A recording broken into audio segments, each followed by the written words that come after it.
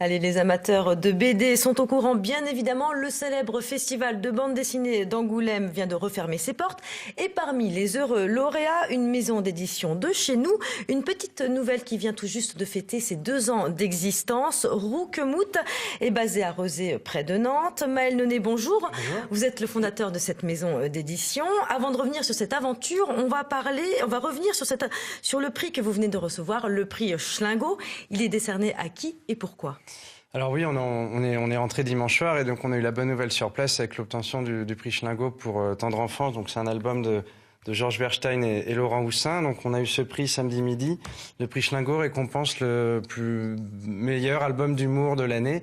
Il est décerné depuis 2009 et compte dans son palmarès beaucoup d'auteurs prestigieux comme Guillaume Bouzard par exemple, que beaucoup connaissent. Et c'est une véritable reconnaissance dans votre milieu, j'imagine. C'est une belle reconnaissance dans le milieu des auteurs d'humour, dans le milieu des maisons d'édition spécialisées dans l'humour. Et puis c'est une belle reconnaissance aussi de 2 années maintenant de travail éditorial. Donc c'est une belle reconnaissance de ces 2 années d'histoire déjà pour la maison d'édition. Vous parlez d'humour, c'est la marque de fabrique de votre maison d'édition, c'est votre spécialité, entre guillemets. Pourquoi ce créneau de l'humour ?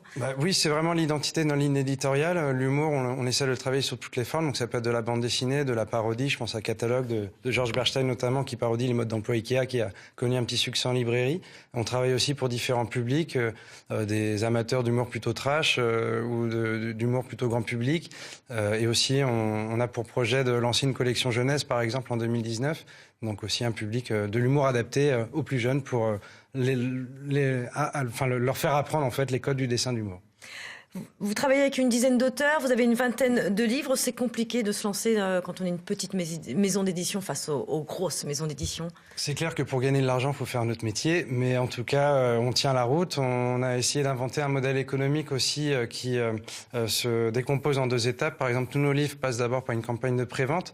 On en a une actuellement, par exemple, sur la plateforme Ulule pour les confessions d'un puceau de Dave Guedin qu'on peut retrouver donc en ligne sur Ulule. Et après, nos livres sortent en librairie.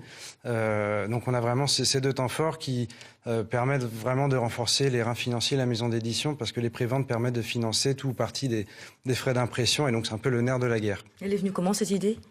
Pardon ? De prévente, Elle est venue parce que j'ai vraiment réfléchi à réinventer un modèle économique qui permette justement à l'édition de pouvoir vivre sans forcément dépendre uniquement des libraires, même si les libraires, on en a besoin et leur soutien est indispensable au succès d'une maison d'édition, mais en tout cas pour développer justement des ressources financières complémentaires à la seule vente en librairie.